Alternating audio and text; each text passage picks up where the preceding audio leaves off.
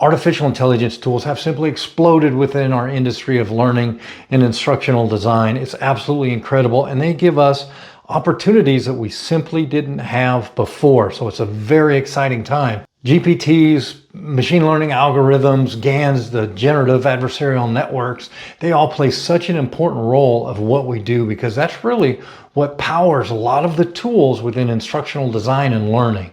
So it's really important that we know how those tools operate, and specifically what happens to them when we train them differently. Because if we don't train them to our specific needs, because remember, AI has specified intelligence, then we are going to miss out on opportunities. We're going to create things that don't really fit. So let's summarize GPTs, generative pre-trained transformers, ML, machine learning and the algorithms, and GANs, the generative adversarial networks. In November 2022, ChatGPT became available to all of us with ChatGPT 3, I believe it was. Now there's 3.5 and 4 if you want a paid subscription. And what is a GPT? Well, it's a generative pre-trained transformer, and its whole goal is to create human-like interaction. So that's where our chatbots come in.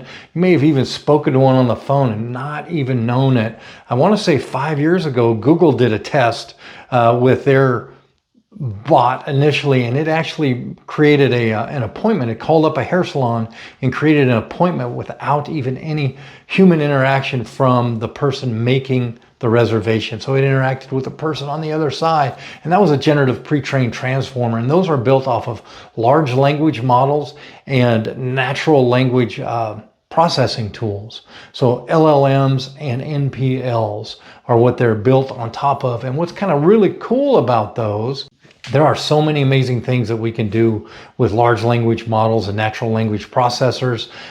You have Copilot, you have ChatGPT. I personally always use Copy AI. There's tools like Merlin, things like that, that automate a lot of what we do. But an LLM is meant to read a vast sum of content and really be able to utilize that content to help us. So when we make a request, it gives an output from all of that content, because it doesn't forget it. Simply doesn't forget it. It compiles all of it, organizes it in a way, and shoots out an output that we need. And that output could be text, that output could be video, and that output can also be a graphic, because we've all used the text to image graphic generators as well, like Copilot, Gemini, and Canva has a bunch of tools. So it all just kind of depends what you want to do with the tool. So understand that a large language model is trained on whatever that language model is. So not all large language models are the same. Like ChatGPT has a huge large language model. I utilize an API to connect with this tool called Comprehend that goes in and looks for sentiment analysis, emotion analysis, and all sorts of different stuff. And it has an absolute monstrously huge LLM that it uses. So be careful when buying a product. Find out what LLM they use, or what large language model they attach to, and see if it fits your needs. So that's really one of the big keys for GPTs, LLMs, NLPs. Machine learning algorithms. Now those are really cool. It's a subset of AI, and that's really for classifying things and recognizing as well. So machine learning algorithms are all over self-driving cars. That's what they use. They use input from radar, LiDAR, video as well, to figure out what things are, and they do it in less than a split second. So it's very interesting to see now, how can we use those algorithms to make what we do better? Well, there's multiple ways we can do it. We're going to get into a little bit of it when we talk about the GAN, the generative adversarial networks, because they're going to use machine learning algorithms as well as some large language model stuff as well. But in reality, in a peer review of machine learning algorithms, what can we use it for? And what pops to my mind is AR and VR, augmented reality and virtual reality. Because especially if we're in augmented reality, like you have so many things on your phone where you can use augmented reality to engage with whatever it may be. it has to recognize what it's looking at. It has to place like characters or whatever it may be in certain places. We first saw this really in, remember the Pokemon craze, Pokemon Go craze? That was, wow, more than 10 years ago, I want to say now, at least 10 years ago. And it was absolutely incredible. That was a machine learning algorithm that made that possible. There was a bunch of other stuff attached to it.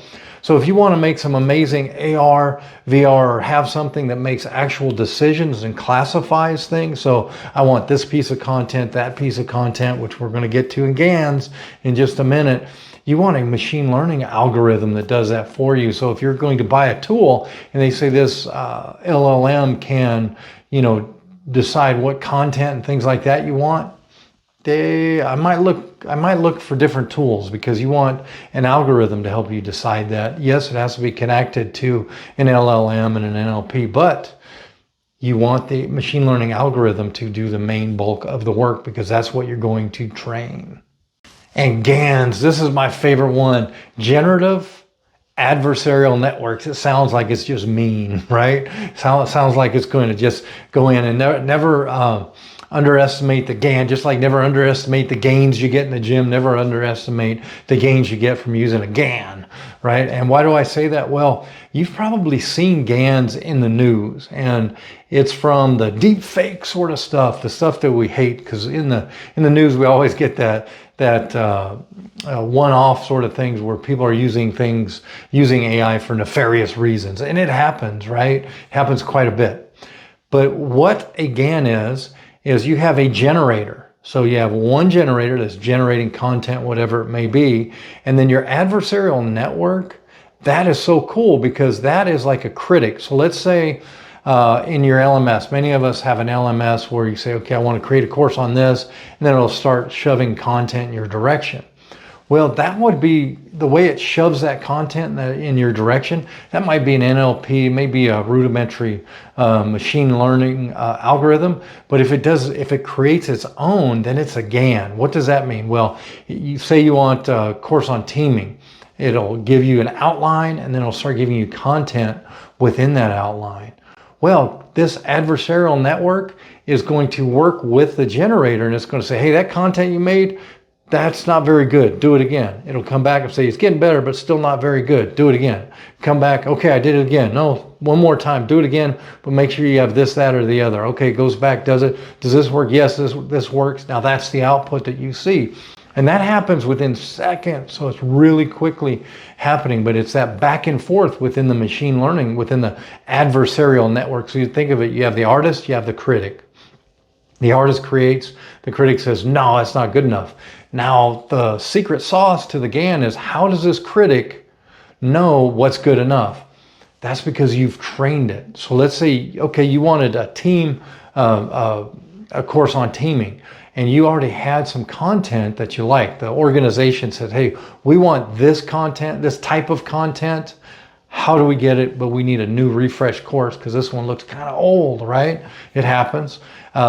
So you feed all this content into the GAN and say, okay, this is good for this reason, it's bad for this reason, and you factor that into the GAN, and then the GAN then uses that to give feedback to the generator. So it just goes back and forth, back and forth, back and forth, till you get what you want.